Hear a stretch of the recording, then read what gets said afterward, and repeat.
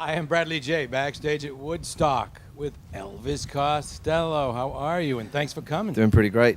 You know who I just talked to that blew me away? Willie Nelson. Isn't he great? Yeah, and he is Great. I just got here in time to see his set, and he was unbelievable. He was so very real compared to a lot of what we see here. Yeah. What do you suppose it is? What is the ingredient that makes him stand out? Well, I think he's done everything. He's written songs that are already stood the test of time. He doesn't have too much to prove, and the affection that he gets from the audience, even an audience as young as this one, that maybe some of them are bound to be hearing him for the first time, but maybe surprised to find they know quite a few of his songs. You know, Right there. that may be it, and I think he's happy with who he is. He's achieved a whole lot, hasn't he? You know. When I asked him about what it was that he had that he put into his songs that made them so timeless, he was unable to tell me. He really didn't have a handle on it, perhaps because he's so close to it. What is it that makes a song like that? He wrote them. Yeah. Perhaps they're very true to life, and they speak in simple language, but without cliche. And the same with the music. You know, he's very distinctive signature vocally and on his guitar as well. That would probably be it. The last time I saw you perform was New York City. It was some time ago. It was the Burt Bacharach tribute.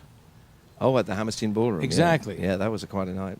That was cool. Now, what other things? I mean, there was a CD from that too, which is available. There was a CD of that night, of One Amazing Night. Yes. And that came out around the same time as the record I made with Burt Bacharach, which we wrote together, which we were sort of debuting a couple of the songs really for the general audience. We had written a song together for a movie in '95 called God Give Me Strength, and we went on to make a whole album together, Painted from Memory, which came out last year.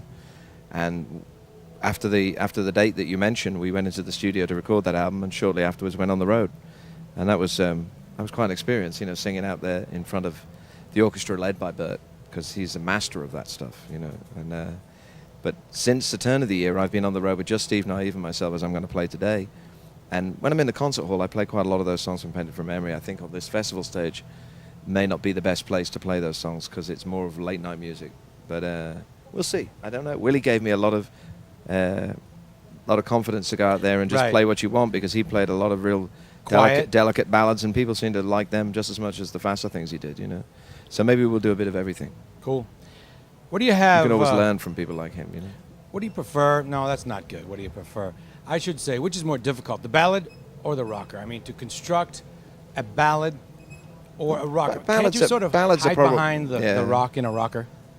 Yeah, I think it's harder to write good rock and roll songs. I mean, I've written one or two I think are really good, and they stand up in time.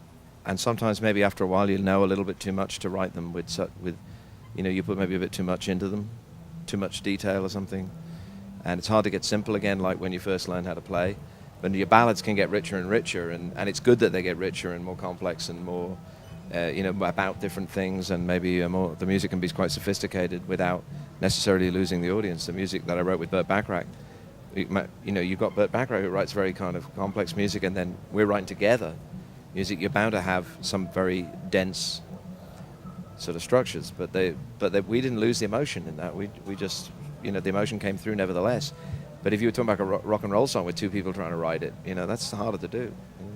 I was going to ask you how guys like you and David Bowie, Bowie's here, guys like that, keep their edge and stay really cool while others lose it. However, in talking to you, I realize it has probably a lot to do with new associations, like with Burt Bacharach, and new energy and new things to think about. Over the last 10 years, you know, I played in a group, The Attractions, for a while, or with The Attractions exclusively.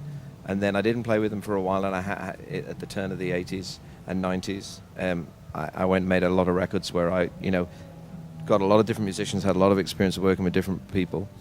And then I played together with The Attractions for a couple of years, and since then, since about 95, in the last 5 years, I've really had a ball in playing with lots of different people, and a lot of chance encounters have come out of things like movies. You know, I got to asked to do this song for the Notting Hill movie, and sang with a huge orchestra. I never would have dreamed of doing a big romantic song like that, but they asked me to do it.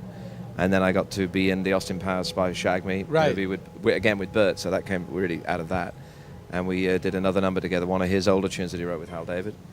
And you know, I got being asked to do things, write songs for movies as unusual as say The Big Lebowski, the Coen Brothers movie. My wife and I wrote for that.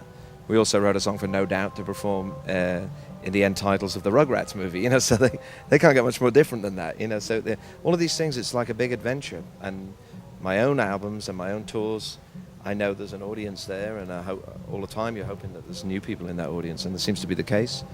And there's bound to be people out there today that never heard me.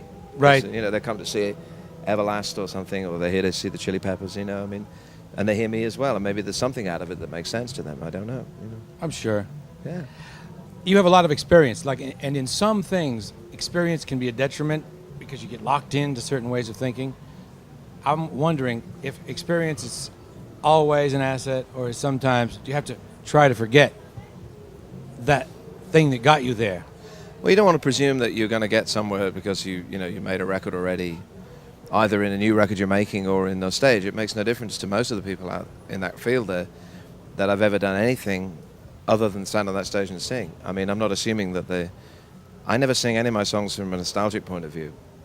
It's fine if other people feel nostalgic about them, because right. I can't affect that. You know, if they have a nostalgic feeling for certain songs I've written, then I accept that with hopefully with good grace. But I never sing songs for nostalgic reasons. I sing them because they mean something to me now, even if I wrote them 20 years ago. There's plenty of great songs that have been around much longer than 20 years.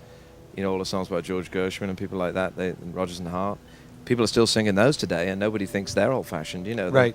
They're old songs chronologically, but when you sing them good in the moment, somebody's hearing them for the first time and is getting that surprise and the joy of hearing them. And that's all I can hope to do, is try and make the songs as good as they can be in the moment. There's me and Steve up there. We know a lot of these songs really well. We've been around them many times. Right. But every new environment that you play them in, and every new occasion, the sound is slightly different. Your voice is different. Your mood's different. The air the air we breathe is different. There's all sorts of things affecting the way. You can never cross the same river twice. That's right. It's getting very philosophical now, but that's true. Elvis Costello, thank you very much for talking to us. Thank you. It's been a pleasure. Have a good gig. It's Woodstock 99. I'm Bradley J.